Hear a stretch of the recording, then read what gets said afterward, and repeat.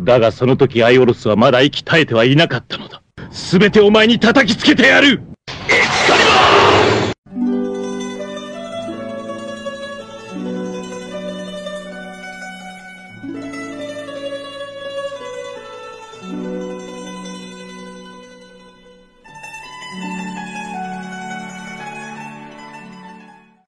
Et coucou à tous, c'est Iolos Daily. J'espère que vous allez bien, que vous vous portez bien. Bah écoutez les amis, petite vidéo très rapide, très courte, mais je voulais vous faire un peu le point sur ce qui est en train de se passer. Et ouais, ça y est, je suis devenu complètement fou des formes objets, des totems. Et je suis en train du coup de faire un petit coin du coup alors avec mes saphirs d'Odin et la bague de Hilda, la bague de Nebelungen. En fait, je suis en train de l'entourer complètement. En fait, je trouvais que alors avant j'avais en fait, pour vous expliquer un peu ce qui se passe, c'est que j'avais les Pandora Box comme ça, donc ici, voilà là-dessus. Après, je vais vous montrer où ça se situe dans ma pièce. Et en fait, je trouvais que c'était vraiment, ça correspondait pas. Voilà, avec Asgard, de mettre les Pandora Box, ça allait plutôt avec les SOG. Donc du coup, ça va bien aller en bas dans mon étage SOG. Étage qui avance plutôt pas mal. Franchement, honnêtement, il me manque encore le taureau à fignoler et à monter. Mais tout le reste, on est plutôt pas mal. Et je voulais faire cette petite vidéo pour vous montrer que les totems Asgard, c'est plutôt pas mal. Ils sont plutôt pas mal et je voulais vous faire un petit point. Alors vous connaissez celui-ci qui est le numéro 1, donc celui de bêta, le totem de bêta de Hagen. Donc celui-ci c'est bon, on est tranquille, il est premier, on est ok, c'est mon préféré. Et en fait je viens de démonter du coup mon Albéric.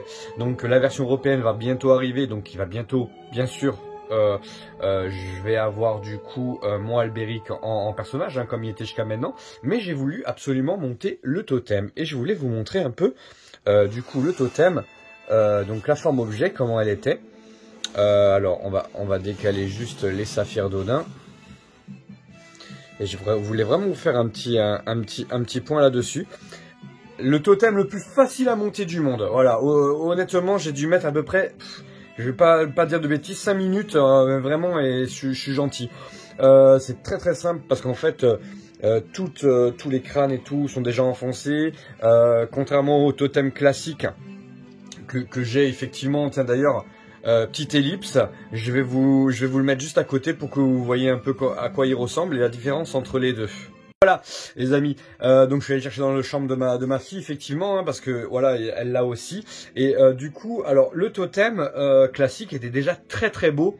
Et là en fait le totem EX, l'avantage effectivement c'est que je le trouve encore plus beau. Alors le totem classique de mémoire, il n'est pas complet ici parce que voilà, c'était avec les éléments qui me restaient que j'ai fait le totem classique. Alors effectivement il y a une différence de couleur.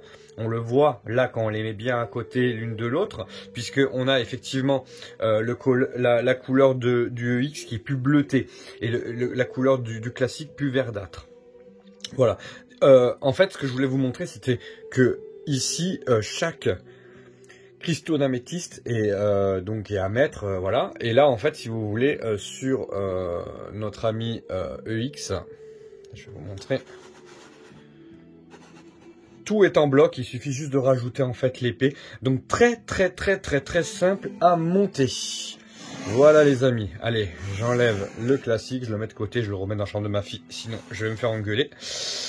Voilà, donc ici on a du coup le totem donc d'Albéric. Le totem donc d'Hagen que vous connaissez déjà. Et ici effectivement le totem du coup de l'armure d'Odin. Voilà, donc tout ça pour vous dire que effectivement c'est ce qui va se passer et je remercierai jamais assez mon ami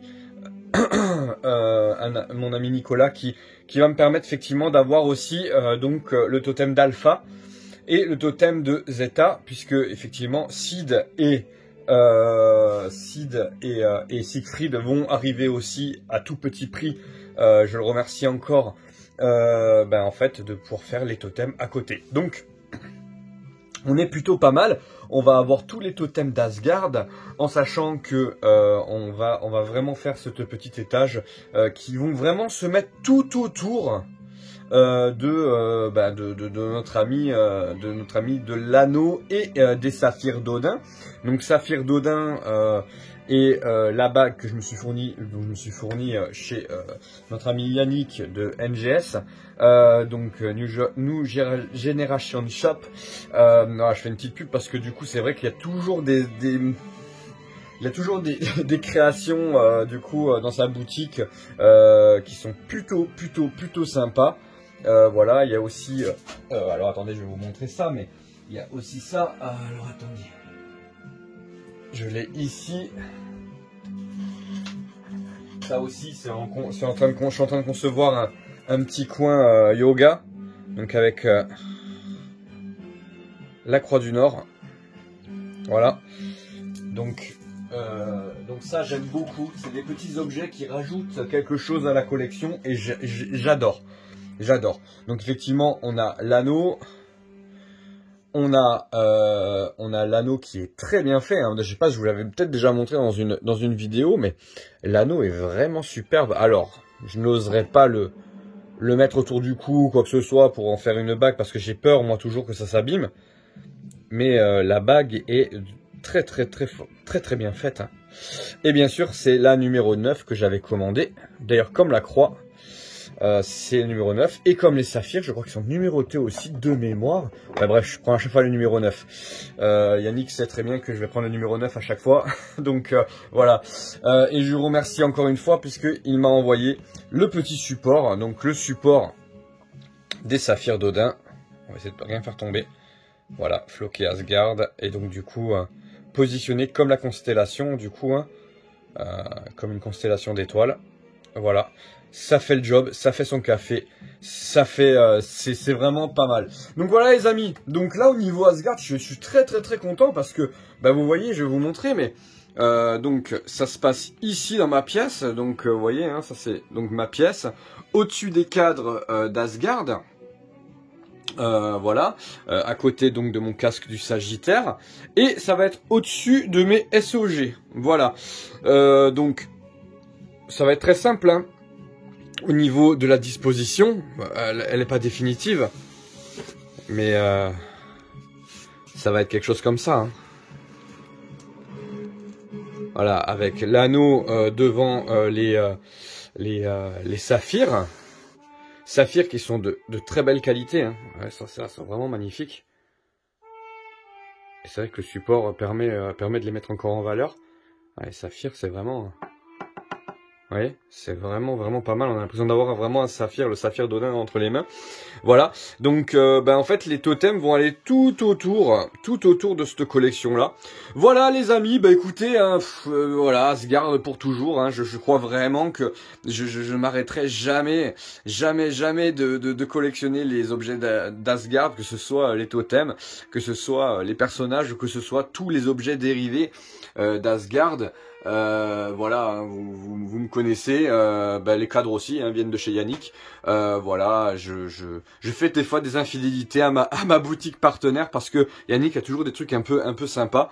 Donc voilà. Bah écoutez les amis, je vous dis à bientôt. C'était une petite vidéo qui n'était pas prévue, mais je voulais vous faire partager ça et je vous ferai une petite partie 2 quand j'aurai monté effectivement le Zeta et le Sid, le totem de Sid et le totem de Siegfried, parce qu'on va faire quelque chose de plutôt pas mal et si j'ai la place, je mettrai un petit bonus en plus qui n'est pas du tout